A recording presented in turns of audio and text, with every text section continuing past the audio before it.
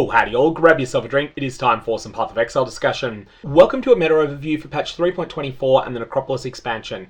This is my end of the second week overview of what builds have been doing well in the trade league specifically.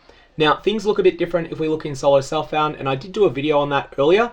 Normally I do them trade league first, solo self-found second. This time I decided to shake things up a little bit and do them in the reverse order. Because these videos tend to take about a day to put together, I can't really do them simultaneously, so if you've got any strong preferences on which order they be in future, let me know down in the comments below. And if you want to check out the solo self-found video, link in the description and also on the bottom left corner of your screen in the last 20 seconds of this video. The first thing I want to note is that in trade league specifically, build diversity is actually at an all-time high when you focus on people's primary skill. Now sometimes it can be tricky to categorize what's one skill, what's another skill. Are these two builds using the same primary skill? My criterion is that you compare the skill that deals the damage and you also compare the skill that is used in order to unleash that damage. For instance, Detonate Dead of Chain Reaction that is manually cast. Detonate Dead of Chain Reaction is both the source of the damage and the initiating event. Whereas for a Lancing Steel of Spraying build that is cast on critical strike but that actually deals its damage through Detonate Dead of Chain Reaction, and that's going to be the #1 build this league, that is something I'm considering a different build. If you disagree and you consider those builds to be the same as each other, in that case you'll come up with slightly different results and you might not put this as the #1 best of all time for build diversity, but it'll be pretty close. At least when you're focusing on the skills players are using. The Ascendancy spread is a little bit worse than that. At least with my methodology though, this is the first time that the most popular skill of the league has not managed to beat 10% of level 97 plus characters. And it's also the first time there have only been 3 builds that have managed to exceed 5% of league meta share.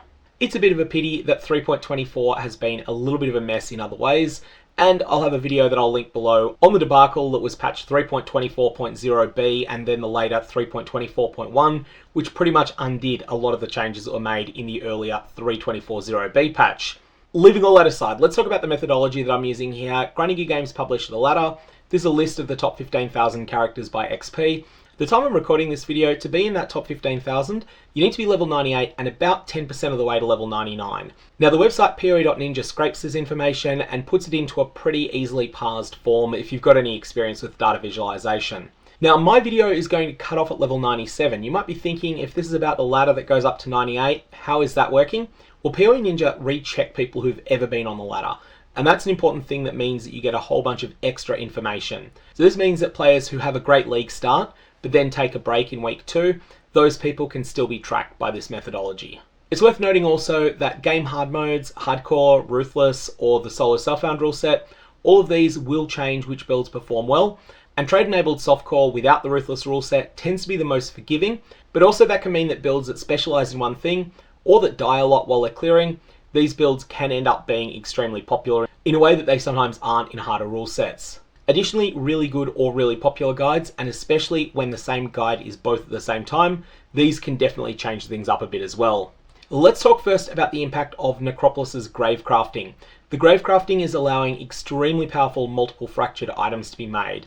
This is something that's starting to happen in a bigger way in week 2 of the league, and I expect that a lot of people will start making these powerful items in weeks 3, 4, 5, and we'll start seeing a lot more people planning characters around either an item they already own or an item that they reasonably expect to get. Also, 30 hours before I recorded this video, Grinding Gear Games added the ability to roll influenced items with grave crafts. This is the first time we've ever been able to have items that are simultaneously influenced and fractured, which is another thing that's extremely significant in this league. But given that that happened 30 hours ago, it hasn't yet flowed through to the sort of builds people make. Let's just say that this makes crafting extremely good Righteous Fire Helms a lot easier than it's ever been before. But probably the main impact of grave crafting though, is the way that it allows you to make extremely good attack-based weapons. Whether this be a bleed weapon, whether this be a physical damage critical strike weapon, or whether it be the popular tri-element bows, all of these are much easier to craft in patch 3.24 than they've been pretty much ever. This means that attack-based builds have access to better toys than they would normally have, whereas spell-based builds are not gaining this sort of level of comparable power. There are definitely cases where spell-based builds are getting some power out of this system, but generally the spell builds are not getting as much out of this as attack-based builds are getting. So this means that builds that attack with weapons, whether this be Bone Shatter, whether it be Lightning Arrow, whether it be Lacerate Bleed, whether it be Frost Blades, a whole lot of other things along those lines, they're better than they would otherwise be, and this has been widely known throughout the PathOfExile community for several days now. Next thing I wanted to touch on is the question of the new Transfigured gems. A few new ones were added in 3.24 to go with the massive stash of gems that we got in 3.23. And there is one 3.24 gem that is performing really well, Elemental Hit of the Spectrum. We'll talk more about that gem later when we start talking about the top 14 builds of this league. But the other thing that's really noticeable is that Detonate Dead of Chain Reaction, which was added in 3.23, has become the best gem in the game. This has replaced Penance Brand of Dissipation, Storm Brand of Indecision, which both took big nerfs. Penance Brand of Dissipation remaining good and Storm Brand of Indecision basically deleted. But Detonate Dead of Chain Reaction somehow managed to dodge those nerfs, and it is now the best skill in the game. We'll come back to Detonate Dead of Chain Reaction when we talk about the top build of the league, the 8th top build of the league, and when we talk about the 9th top build of the league. Some of the other patch changes that have been significant. Penance Brand of Dissipation got nerfed but is still fine. It's still something that is in the top 14 skills being used.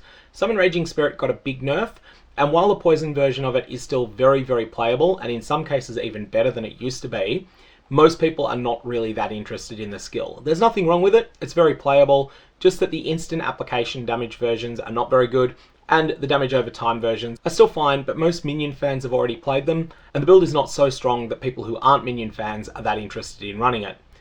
Tornado Shot, no longer a boot stomping down on build diversity, now it is a medium performing build.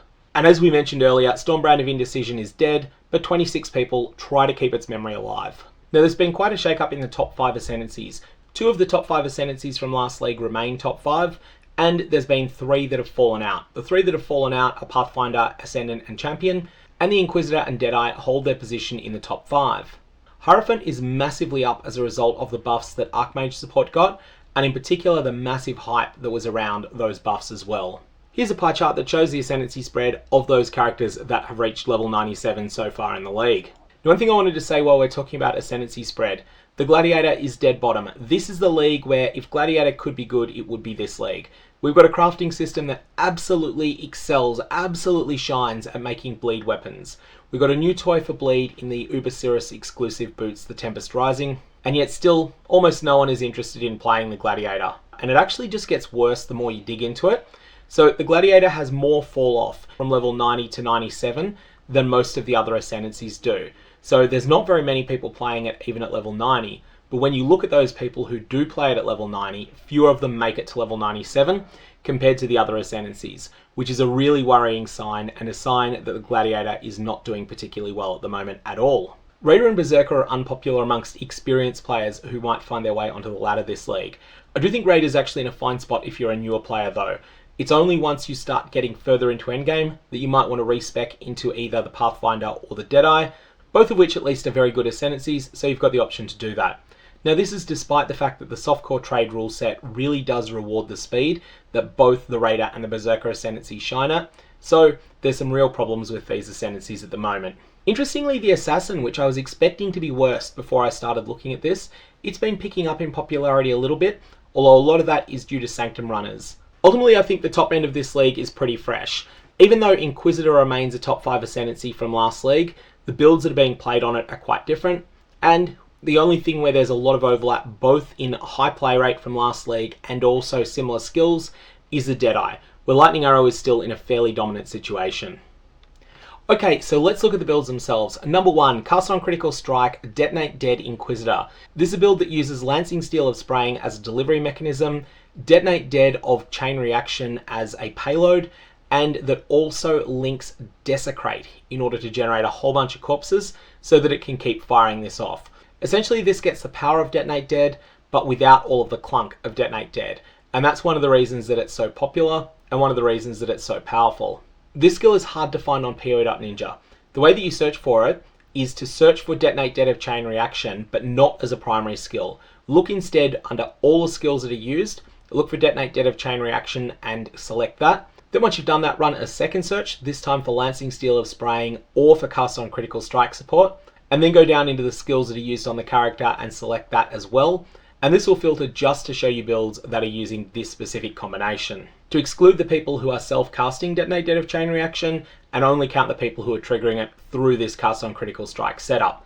That's the way you'll find these people. It won't come up as their primary skill because PoE.Ninja only shows skill gems that are linked to 4 or more supports or 4 or more pseudo links, and neither of these are true because a cast on critical strike setup that's used on these builds uses 3 active gems and 3 support gems.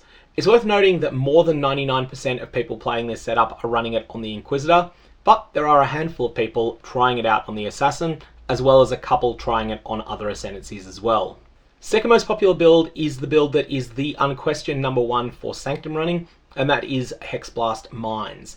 Probably the most interesting thing about this build, other than how enduring it's been, is that it's played on so many different Ascendancies. This is a build that is played on 5 different Ascendancies, with Occultist number 1, Saboteur number 2, Trickster number 3, Pathfinder number 4, Assassin number 5. Interestingly, if you look over at Solo Self-Found, the Trickster version is actually the most popular of the lot, with Saboteur number 2 and pretty much fringe amounts of the other 3 Ascendancies. Once you're capable of trading for it, the power charge stacking package is extremely good on this build. That's Badge of the Brotherhood, the Relicash Boots, Malakai's Loop, Void Battery, and once you can get it, Sandstorm Visage. The key thing that makes this excel in the Sanctum is the ability to deal damage around corners and to deal really big, scary amounts of damage around corners. The other thing that this build is good at is boss killing as well. This is a build for people who really want to rip bosses apart, and it's something that's been performing well in that role as well as its primary role. Number 3 is a build that a lot of people may very well be sick of, Lightning Arrow. This has been a very long-term, very high-performing build, and it's been on every meta report for a while. Lightning Arrow play is down in popularity after receiving a number of nerfs in this patch, but there's certainly not nerfs that would put it in the ground, and Deadeye bow builds are still very strong in 3.24, and the 3rd most played build. Lightning Arrow is the better explored of the 2 skills, but we are seeing elemental hit of the spectrum, which is something we'll talk about later. Fundamentally, that is a very similar build. Now, Lightning Arrow has absolutely terrible boss killing on its own, but it can solve those problems. Mana-Forged Arrows setups are one way that people solve it. The other way is Artillery Ballista. Both of these are viable, and people will generally recommend one based on their own preferences, rather than one being objectively better than the other. Number 4 is something that got a big buff this patch, and that is the Archmage Hierophant. In Solo Self-Found, there's quite a bit of variety in this particular archetype. People are playing Ice Nova of Frostbolts, people are playing Ball Lightning, but in trade-enabled softcore, pretty much everyone is running Ice Nova of Frostbolts as their setup. But there is also an interesting build that I feel is kind of a different build, and so I just wanted to call it out, and that is the cast while channeling Cyclone Lightning Warp version of the Archmage Hierophant. So there's a bit of flexibility here, and ultimately you can make Archmage Hierophant work with a bunch of different skills as well if you want, but most people are consolidating on the strongest one, and it does seem like that is Ice Nova of Frostbolts. In position 5, we've got an oldie and a goodie, Righteous Fire. It's back, the Chieftain version is now the most popular version of it, and ultimately this is a fire trap build every bit as much as it's a Righteous Fire build. The most popular way to play this, and it is far from the only way to play it, is to be a Chieftain and stack physical damage is suffered as X element instead, using unique items like Cloak of Flame, Taste of Hate, and potentially a helmet that's Eldritch crafted to have 18% total physical damage shifted into various elements.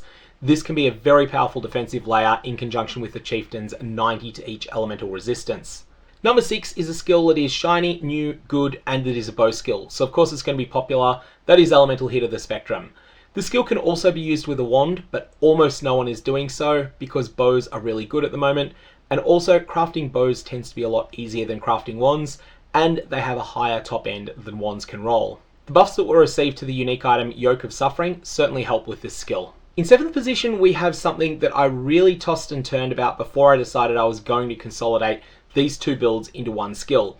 So this is Splitting Steel, but there is the Champion version, which is physical damage scaling, and there is the Trickster version, which is lightning damage scaling. These gear entirely differently, and in many ways they are a different skill, but I consolidated them together because fundamentally they do damage with the same skill, and it's applied via the use of the same skill. So you got to draw a line somewhere, and I'm choosing to put these together. The Trickster version is a very dependent upon the unique weapon Ephemeral Edge, which is something that's fairly rare, but there's plenty of supply of it across an entire trade league. In Solo Self-Found, it's a bit of a harder ask to get this item, but in trade, it's definitely much more achievable. And then in positions 8 and 9, we have the non-triggered versions of Detonate Dead. So, there is a Necromancer version that is instant application damage through Detonate Dead of Chain Reaction. There is an Elementalist version that does ignite damage through the standard base gem Detonate Dead. These two come in at positions 8 and 9. One of the real appeals to using anything that involves exploding enemy corpses is that they tend to be extremely strong when your character does not yet have a good weapon. Rare weapons with extremely good rolls can provide a very large amount of damage for spellcaster builds and also for attack builds. But for Detonate Dead, most of the damage actually comes from the life of the corpse that's being exploded. This tends to make these builds extremely good at league start. However, they are things that people tend to shift away from over time. As to why I've not combined these into one build, it's because they're using transfigured and non-transfigured versions of the same gem. Rounding out the top 14, so position 1 was Custom Critical Strike, Detonate Dead of Chain Reaction on the Inquisitor. Position 2 is Hexblast Mines, played on a variety of Ascendancies. 3 is Lightning Arrow, mostly on the Deadeye. 4 is the Archmage Hierophant. 5 is Righteous Fire Trapper, mostly on the Chieftain. 6 is Elemental Hit of the Spectrum, mostly on the Deadeye. 7 is Splitting Steel on the Champion or the Trickster. 8th is Deadeye Necromancer, instant application, Detonate Dead of Chain Reaction. 9th is Detonate Dead Ignite, mostly played on the Elementalist, but not exclusively. 10th is Exsanguinate Mines. 11th is the BAMA build, which means Blink Arrow or Mirror Arrow of Bombarding Clones. This is something I go into more in the solo self-found version of this video. 12th is an old favourite from 3.23. The completely broken Penance brand of Dissipation took a massive nerf, but it was a nerf that left it still very playable. And so Penance brand of Dissipation winds up in the top 14 again. 13 is Ray Spectre, and 14th is another one of those cases where someone has a variant on an existing build, but that uses a Transfigured gem instead, and that is Hexblast of Contradiction Mines on an Inquisitor. And if you want to combine that in with Hexblast Mines, because Hexblast of Contradiction is so similar to base Hexblast, then in that case, the whole package of Hexblast Miners does end up taking position 1, knocking down the Inquisitor by 1 spot. A few quick words on Breakout uniques. Calling the Adorned a Breakout unique seems a little bit strange, but I did want to call attention to the fact that its early league use is much higher than it was at this time in the Affliction League. Now, that shouldn't surprise people. It's a known thing now that the Adorned is incredibly strong.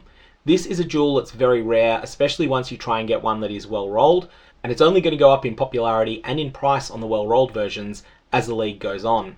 Yoke of Suffering got a big buff in 3.24, and that has definitely been enough for it to be used. So Yoke of Suffering is seeing more use than it's seen in a long time, and it's something that I think more people are looking to transition into once they can afford this 5+ divine item. And finally, Relicash's Impatience survived a very big nerf. It lost 30% movement speed, which is a really severe nerf to any set of boots, and yet that hasn't stopped it from being one of the most popular unique items in the entire game. As a final thought, it is nice to see a new Ascendancy taking over from the Deadeye in top position, even if it is one that's been a top 3 Ascendancy a fair bit in the past. And finally, if there was ever going to be a league where melee was going to shine, it was going to be this one. Top-end weapons are much more accessible than they've pretty much ever been before, and yet despite that, we're not seeing any real uptick in melee use. I think that indicates that it's not access to gear that's the problem, it's the skills themselves. Anyways, I'm going to leave it there. May your Varlorbs have interesting results, and I will see you around.